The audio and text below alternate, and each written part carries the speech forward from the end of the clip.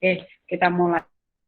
Kita akan berdoa terlebih dahulu. Mari Saudara akan memimpin dalam doa.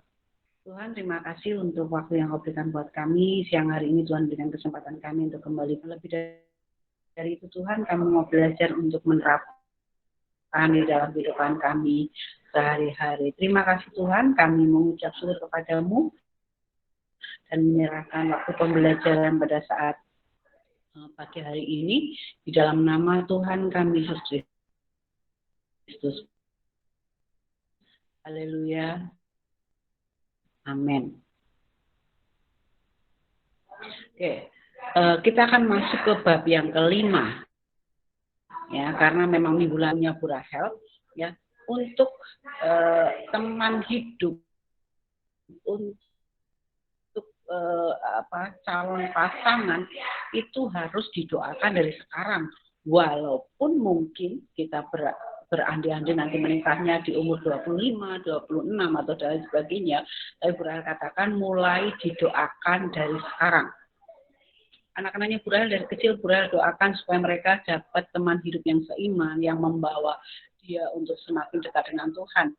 Walaupun di dalam peraturan keluarga tidak kami, ya, sebagai orang tua tidak mengizinkan anak kami pacaran pada saat SMA. Tapi untuk teman hidup harus didoakan dari sekarang. Nah, di sini kita mau belajar untuk melihat bersama-sama, ya, di bab yang ke-6, ya, tentang pernikahan dalam perspektif, ya, Kristiani. Apa sih, ya, yang akan belajar, ya? Tidak dapat dipungkiri untuk saat ini itu perkembangan sosial itu perubahannya cepat mempengaruhi kehidupan, ya, bahkan keluarga.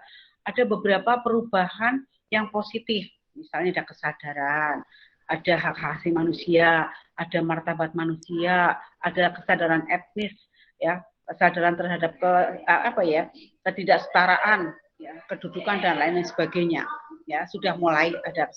Tetapi dalam kenyataannya, ya, juga kita jumpai ada nilai-nilai yang merendahkan martabat perkawinan. Misalnya maraknya hubungan, ya, seksual sebelum pernikahan. Ya, Bu Rahel ada di lembaga PKK, jadi secara khusus untuk kelurahan Kecamatan Serengan itu KUA-nya kewalahan karena harus membuat surat dispensasi untuk anak-anak yang menikah dini. Sekarang ada peraturan harus menikah baik pria maupun wanita 21 tahun. Tapi ada banyak yang sebelum itu yang mereka menikah karena ada satu hal sehingga KUA-nya harus membuatkan dispensasi. Nah, ada juga yang, ya, ada sebelum ada perselingkuhan, ada poligami, ada perceraian, ada kekerasan dalam rumah tangga dan ada banyak hal lagi. Nah, nyatakan oleh karena itu kita menyadari berusaha untuk mencegah, ya, berbagai masalah permasalahan dalam kehidupan pernikahan. Paling tidak saat ini kalau kalian mendengarkan sungguh-sungguh ini sama saja sedang kalian konseling untuk pranikah, ya, harus ada konselingnya. Nah, untuk itu maka perlu pemahaman yang jelas tentang pernikahan maupun kehidupan keluarga secara Kristiani. Nah, tugas yang pertama nanti kalian akan melihat atau mengamati para artis yang menikah, ya, karena kita sering dengar dari media cetak, ya, apakah mereka sungguh-sungguh siap memasuki suatu pernikahan. Kalau kita lihat, wah, artis menikahnya biayanya dengan berapa M di hotel ini dan lain sebagainya dulu waktu sebelum pandemi, ya, tapi beberapa kemudian dia cerai, katanya sudah tidak cocok lah dan lain sebagainya. Nanti soalnya nanti akan Bu Rahel ketik lagi. Nah, sekarang kita akan melihat uraian materinya, yaitu pentingnya persiapan pernikahan. Sangat penting, ya, harus ada persiapan. Ya, selaku orang muda kita perlu memikirkan dan mempersiapkan suatu pernikahan yang baik dan memiliki keluarga yang berkenan kepada Tuhan. Harus benar-benar dipersiapkan. Ya, meskipun yang boleh katakan saat ini kalian belum berangan-angan atau belum bermimpi untuk menikah, tapi harus dipersiapkan. Ya. Hidup menikah dan berkeluarga adalah salah satu pilihan bagi orang Kristen. Jadi untuk memilih berkeluarga, untuk memilih membina rumah tangga. Tetapi tidak menutup kemungkinan ada juga yang memilih untuk hidup sendiri, dan kebanyakan mereka yang memilih hidup sendiri pengen mungkin totalitas untuk melayani Tuhan. Ya, kalau saudara kita yang Katolik seperti itu, sehingga mereka tidak menikah, pengen totalitas. Karena kalau menikah, ya seperti kami mungkin hamba Tuhan, ya pelayanan, yang memikirkan keluarga, yang memikirkan SPP anak, yang memikirkan uang kuliah, gitu ya. Jadi ada bagiannya masing-masing. Tapi itu buat kami berdua adalah suatu pilihan. Kami akan menikah dan Tuhan kasih keturunan. Dia sambil Tuhan percayakan pelayanan, kami juga mempersiapkan keluarga. Nah, seperti itu. Nah, itu ada beberapa hal yang perlu dipahami dalam persiapan ya pernikahan Kristen. Yang pertama, itu pentingnya suatu pemahaman yang benar tentang pernikahan Kristen. Harus paham benar apa tujuannya untuk menikah. Pemuda dan pemudi Kristen perlu sungguh-sungguh mengerti hakikat suatu pernikahan Kristen yang disiapkan di gereja. Ya, disiapkan di gereja. Hal ini untuk mengatasi dan sekaligus sebagai solusi terhadap realitas di masyarakat yang mengaburkan dan memandang pernikahan bukan sebagai lembaga yang kudus. Ya, jadi yang pertama itu harus memahami ya pentingnya ya pernikahan Kristen. Yang kedua, perlunya persiapan yang memadai. Bukan hanya sekedar Bu, aku pengen nikah, aku enggak, harus ada persiapan yang memadai. Pembinaan, persiapan untuk pernikahan Kristen adalah hal yang dibutuhkan oleh calon pasangan. Makanya seringkali ada namanya konseling pranikah. Sampai sekarang Bu Rahel masih melayani terus dan bersyukur waktu Bu Rahel sebelum menikah, ada dosen dari Amerika namanya Bu Humble, dia memang konsen sekali di persiapan itu, dan sambil kuliah Bu Rahel harus mengikuti 12 kali pembelajaran tentang konseling pranikah. Dan menjawabnya tidak semudah menjawab matematika yang 2 tambah 2 sama dengan 4, tidak. Harus ada banyak hal yang harus dipikirkan. Gitu. Lalu yang ketiga, secara teknis, persiapan pernikahan Kristen dapat dibagi menjadi 2. Ada yang jangka panjang, ada jangka pendek.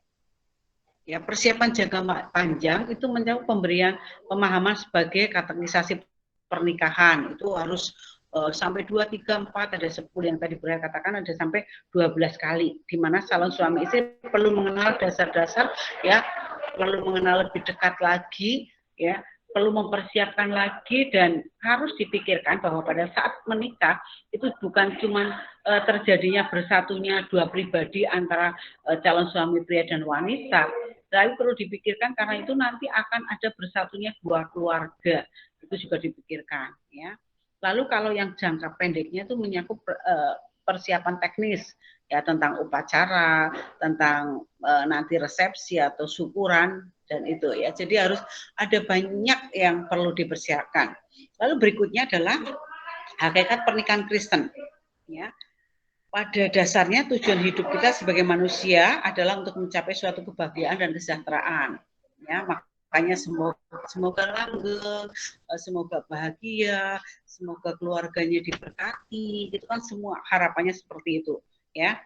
Pada umumnya hal itu dicapai dengan memilih hidup berkeluarga, ya, yang tentu saja didahului oleh suatu pernikahan. Ingat, pernikahan itu terjadi antara pria, ya.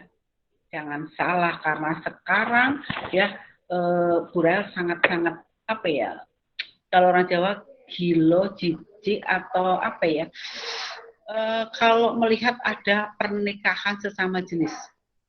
Ya, di luar negeri itu sudah seperti biasa, tapi rasanya laki-laki dengan laki-laki, wanita dengan wanita, ya. Kadang kita melihat di sana karena sudah dilegalkan, dan di Indonesia mungkin juga ada, tetapi tidak dilegalkan sehingga mereka sembunyi-sembunyi. Ingat, ya, sekali lagi boleh katakan bahwa pernikahan itu antara pria dan wanita, ya, bukan sesama jenis, ya. Hati-hati, ya. Kadang orang berpikir bahwa penyakit AIDS itu menular, gitu ya, menakutkan. Maaf, virus corona juga harus pakai masker 2, harus cuci tangan, bla bla bla, itu karena bisa menular. ya.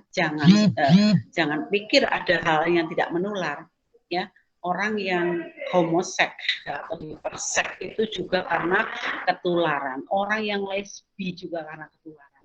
Jadi makanya Bu Rahel seringkali ingatkan hati-hati dalam bergaul. Karena pergaulan yang buruk akan merusak kebiasaan yang baik. Ya. Jadi kalau kita sudah diciptakan sebagai wanita, ya jadilah wanita yang baik. Kalau kita diciptakan menjadi pria atau laki-laki, ya jadilah laki-laki yang baik. Ya, itu. Oke, itu tambahan dari Bu Rahel. Ya, lalu ada tujuan dan dasar suatu pernikahan Kristen. Ya, suatu pernikahan Kristen merupakan peraturan yang ditetapkan oleh Tuhan. Pernikahan merupakan tata tertib yang suci ditetapkan oleh Allah sejak pertama kali ya Tuhan menciptakan manusia. Ya, bersatunya antara Adam dan Hawa. Pernikahan adalah lembaga yang Tuhan sendiri punya inisiatif untuk ada keluarga. Ya, jadi bersyukur coba kalau kalian lihat adanya pernikahan, ya. Mungkin kalian pernah mengikuti ada pemberkatan di gereja, ya, atau mungkin sekarang lebih ngetrennya tidak di gereja karena waktunya, karena undangannya cuma sedikit. Lalu sekarang banyak diadakan di resto dengan jumlah yang sedikit. Tetapi Bu Rahel mau tekankan bagaimana ya pernikahan, pemberkatan nikah itu terjadi di situ, ya, ada janji dari sepasang calon mempelai di situ. Dan pernikahan Kristen adalah pernikahan yang bukan hanya sekedar ini dan ini sah-sah, bukan. Ada janji. Janji di mana? Janji di depan pasangan, janji di depan hamba Tuhan, janji di depan orang tua dan saudara, janji di hadapan jemaat, bahkan lebih dari itu adalah janji kepada Tuhan. Ya, mereka akan berjanji dan itu yang memperkuat supaya pernikahan Kristen itu tetap langgeng. Makanya akan tetap mengasihi dalam sakit dan sehat, dalam kaya dan miskin, ya, dalam segala keadaan. Yaitu di situ ada janji yang diucapkan, ya, dan harapannya janji itu akan ditepati, dilaksanakan pada saat membangun rumah tangga. Ya, ini jadi peraturan yang ditetapkan oleh Tuhan yang pertama. Yang kedua itu cinta kasih Tuhan Yesus menjadi dasar dalam pernikahan Kristen. Harus ada dasarnya yaitu cinta kasih, ya, yang menjadi dasar dalam kehidupan pernikahan dan keluarga adalah cinta kasih Tuhan Yesus kepada gerejanya. Suami dan istri dipanggil untuk saling mencintai secara timbal balik, secara total dan menyeluruh, serta kemauan untuk saling memberi dan menerima. Ya, jadi itu ada kata saling memberi menerima, saling mensupport, itulah keluarga, itulah pasangan, yaitu yang diharapkan dan yang menjadi dasarnya adalah cinta kasih Tuhan. Tuhan yang sudah mengasihi kita, bahkan ada gambaran ya keluarga itu Kristus sebagai kepalanya, ya, dan kita sebagai mempelai wanita. Yang berikutnya, yang ketiga adalah untuk saling membahagiakan dan mencapai kesejahteraan hidup. Jadi ada kepinginan, aku pengen menyenangkan pasangan. Ya demikian juga yang ya wanita ingin menyenangkan yang pria ingin menyenangkan wanita dan saling, ya, karena itu sudah janji di hadapan Tuhan. Lalu yang berikutnya, dalam pernikahan, ya, pernikahan dengan perspektif Kristen, nikah dipandang sebagai suatu peraturan yang monogami. Ya, monogami, jadi satu kali, ya. Makanya Bu Rahel kenapa katakan jangan pernah bangga kalau punya pacar lebih dari satu, ya. Karena apa? Karena apa yang biasa dilakukan pada saat pacaran itu nanti bisa terjadi pada saat rumah tangga. Jangan heran kalau ada orang yang istrinya 3, istrinya 4, ya bisa jadi itu sudah menjadi kebiasaan mereka pada saat pacaran, ya. Jadi belajarlah berlatih pada saat kalian pacaran satu saja. Boleh putus boleh kalau memang nggak cocok, boleh mencari lain lagi, boleh silakan, asal yang ini sudah diselesaikan. Ingat tadi ya, kalau iman Kristen ya pernikahan adalah monogami. Karena monogami merupakan suatu ya refleksi dari kasih agape, kasih yang walaupun ya untuk melayani. Jadi bukan poligami. ya. Dan bisanya menikah lagi pada saat apa? Pada saat memang pasangan salah satu sudah dipanggil Tuhan, ya boleh untuk menikah lagi karena janjinya sudah selesai dengan orang tersebut. Ya, oke, ini ada kasus tidak usah tidak usah dibahas, nanti akan menjadi terlalu panjang. Nah, berikutnya adalah kasih dalam keluarga adalah gambaran cinta kasih Tuhan. Ya, bersyukurlah kalau kalian ya mendapatkan mendapatkan cinta kasih dalam keluarga, itu gambaran ya cinta kasih Tuhan, ya. Seorang ayah yang mengasihi anaknya, seorang suami yang mengasihi istrinya, istri yang menghormati suaminya, ya orang tua yang mengasihi anak, ya, dan seperti itu adalah gambaran, ya, gambarannya ada. Lalu yang paling utama, yang paling penting adalah komunikasi dalam pernikahan, ya. Harus ada komunikasi, ya. Jadi apapun itu dikomunikasikan, apa yang menjadi rencana dalam keluarga dikomunikasikan supaya tidak miskomunikasi. Ya, ada punya harapan apa dikomunikasikan, ya. Seringkali Bu Rahel kalau sedang menangani kasus konseling tentang keluarga, ya, pasti nanti Bu Rahel akan panggil, coba tanya apa yang menjadi harapan suami, ya, kepada istrinya. Istri harus tanya. Atau apa yang menjadi harapan istri, suami harus tanya supaya mereka dua-duanya tahu, oh ini istriku punya harapan seperti ini, dikomunikasikan. Oh suamiku punya harapan seperti ini, dikomunikasikan, sehingga keluarga itu berjalan dengan baik.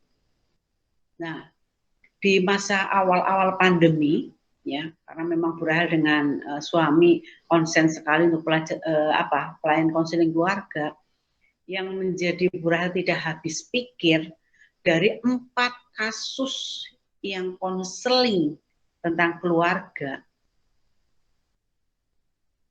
4-empatnya itu dalam tanda kutip yang nakal itu yang perempuannya. Tidak habis pikir Bu Rahel. Dulu dipikirnya, wah ini yang mata keranjang, yang playboy, yang buaya darat itu yang laki-laki. Ternyata sekarang ya berbalik. Pasangan yang pertama itu sampai pergi dari rumah perempuannya dengan laki-laki lain, ya, sampai suaminya nggak habis pikir kenapa seperti itu, suaminya yang mantan gali dia kalau konseling sampai ya nangis dan lain sebagainya. Kita doakan, kita konseling terus, lalu akhirnya istrinya balik dan sekarang sudah baik. Yang kedua, ini nggak habis pikir juga, padahal suaminya sudah S3, sudah guru dan dosen, istrinya ternyata ya ada main juga dengan teman kantor dan ketahuan di hotel. Waduh, saya nggak bisa. Ada satu lagi yang pergi juga dari rumah. Nah, hal-hal seperti ini terjadi karena mungkin kurangnya komunikasi di rumah. Kalau ada komunikasi, dibangun komunikasi, apapun itu dikomunikasikan, pasti akan berjalan jauh lebih baik. Ya, yang berikutnya. Ya, nah, jadi komunikasi yang penting, ya. Dan ada beberapa aspek pendukung komunikasi. Ada yang bisa mendukung untuk komunikasi. Dikatakan hubungan suami istri dinomorsatukan di antara segalanya. Jadi kalau sudah menikah, ya apa-apa harus suami istri. Ya, harus yang dinomorsatukan, bukan berarti tidak boleh memikirkan keluarga yang lain, enggak, tapi ini harus nomor satu, ya. Anaknya Bu Rahel yang pertama sudah menikah, ini tadi juga habis curhatan, habis nangis-nangis gara-gara anjingnya mati, ya, di sini video lama, ya. Setiap ada sesuatu yang dia sharing, mesti Bu Rahel tanya, mesti Bu Rahel akan nasihati, sudah konsultasi dengan suami, gimana keputusan suami, ya, harus yang menjadi nomor satu. Ya, udah konsultasi, udah diskusi dengan suami, oke silahkan, apapun keputusannya jalanin, karena itu rumah tangga kalian berdua. Ya, itu nomor satu. Hal yang kedua adalah hal-hal yang menyangkut masalah keluarga perlu dibicarakan bersama. Ya. Mau bantu keluarga yang satu atau mau menjenguk atau mau apa, dibicarakan bersama, tidak sendiri-sendiri. ya dikomunikasikan. Lalu yang berikutnya adalah cinta kasih melebihi sekedar perasaan. Jadi kalau mengasihi ada tindakannya, ada wujud nyatanya, bukan hanya sekedar perasaan aku mengasihi, ya Tuhan bertindak, tapi ya lebih dari sekedar perasaan, karena perasaan dapat berubah-ubah, sedangkan cinta kasih Kristen adalah tetap setia ya dalam suka maupun duka seperti janjinya tadi. Lalu berikutnya yang berikutnya adalah seharusnya kedua belah pihak minimal setiap hari saling mengucapkan atau mengungkapkan kata-kata yang baik atau pujian. Ini tadi di sini guru-guru pada ngobrol, katanya wah suamiku tidak romantis, jarang. Lalu mereka kata wah saya bersyukur sekali punya suami yang romantis ya, walaupun sudah menikahnya sudah 28 tahun sampai sekarang pun masih ada ya kata-kata romantis, kata-kata pujian ya, yang akhirnya memberikan semangat ya buat Bu Rahel ya. Jadi kata-kata pujian, kalau ya dikasih apresiasi untuk pasangannya, wah terima kasih mungkin dan lain sebagainya ya. Sebaliknya kritik, ejekan, tuduhan, celaan atau sindiran ya sebaiknya dihindari ya, dihindari, apalagi timbul perasaan negatif ya, dihindari supaya tetap berpikiran baik ya, dihindari. Lalu berikutnya yang kelima adalah pernikahan menuju pada realisasi gereja keluarga. Jadi kalau sudah menikah dan ada dalam satu keluarga, itu sama saja seperti sudah jadi gereja keluarga ya, karena ada persamaan antara gereja dan keluarga ya. Ada beberapa persamaan yang ada, yaitu gereja dan keluarga merupakan suatu institusi atau lembaga yang bertumbuh ya. Lalu semua fungsi dan panggilan gereja juga menjadi fungsi dan panggilan keluarga. Panggilannya apa? Panggilan gereja dan keluarga sama, panggilan untuk melayani. Di gereja melayani, di keluarga juga saling melayani. Yang kedua adalah panggilan untuk bersekutu. Di gereja kalian bersekutu dengan saudara-saudara seiman, di rumah juga bersekutu dengan orang tua, dengan anak-anak, ya akan lebih baik lagi ada mesbah keluarga, ya itu bersekutu, ya ada persekutuan, ya di situ. Lalu ada tugas dan panggilan gereja untuk bersaksi. Bersaksi itu menceritakan cinta kasih Tuhan, ya. Ada beberapa gereja yang memberikan kesempatan untuk bersaksi, ya. Di keluarga juga seperti itu, ya. Ini nanti Bu Rahel pulang ke rumah pasti suami akan tanya gimana tadi di sekolah. Lalu Bu Rahel mulai cerita, ini tugasnya ini menceritakan ya bersyukur hari ini masih diberi kesempatan untuk piket, bisa ketemu teman, bisa dan lain sebagainya. Itu menyaksikan, ya. Jadi tugas pokok keluarga Kristen adalah dipanggil untuk membangun kerajaan Allah di bumi dengan ikut serta dalam hidup dan di misi gereja, ya, menyaksikan cinta kasih Tuhan. Itu yang Bu Rahel sampaikan, ya. Minta maaf sekali untuk kali ini memang Bu Rahel tidak bisa lama. 11 ini nanti Bu Rahel akan ketik di WA group, ya. Nanti seperti biasa kalian akan mengirimkan di Japri Bu Rahel, ya. Itu saja, karena tempat ini mau dipakai untuk yang lain. Bu Rahel tidak panjang lebar untuk kali ini. Ya. Mari kita akan untuk mengakhiri pembelajaran kita pada saat pagi hari ini. Kita akan berdoa. Tuhan, terima kasih untuk waktu yang Kau berikan buat kami. Kami sudah mempelajari tentang keluarga. Ajar kami yang sudah Tuhan izinkan dan berkati dalam keluarga orang tua kami masing-masing. Bila Tuhan akan semakin memberkati di dalam keluarga kami, dan biarlah keluarga kami boleh menjadi keluarga yang berkenan di hadapan Tuhan. Kami boleh menjadi keluarga yang memuliakan nama Tuhan, dan komunikasi kami lancar, sama-sama punya kerinduan untuk semakin dekat dengan Tuhan dan memuliakan Tuhan di dalam kehidupan kami. Berkati keluarga, anak-anak semua Tuhan, berkati orang tua mereka masing-masing dalam setiap usaha, pekerjaan, bisnis, apapun yang dikerjakannya, Tuhan memberkati. Terima kasih Bapak, terima kasih. Kami mengucap syukur kepadamu dan menyerahkan hari ini, biarlah Tuhan akan pimpin kami sehingga kami boleh mempersembahkan yang terbaik di hari ini kepada Tuhan. Ampuni setiap dosa dan pelanggaran kami Tuhan. Kami sudah berdoa dan mengucap syukur kepadamu di dalam nama Tuhan kami Yesus Kristus. Haleluya. Amin. Terima kasih untuk anak-anak yang sudah ikut pembelajaran hari ini, dan nanti setelah ini Bu Rahel akan berikan soal untuk kalian kerjakan, dan mengingatkan untuk hari Senin ada ibadah online. Nah, itu saja pengumumannya. Selamat siang, Tuhan Yesus memberkati.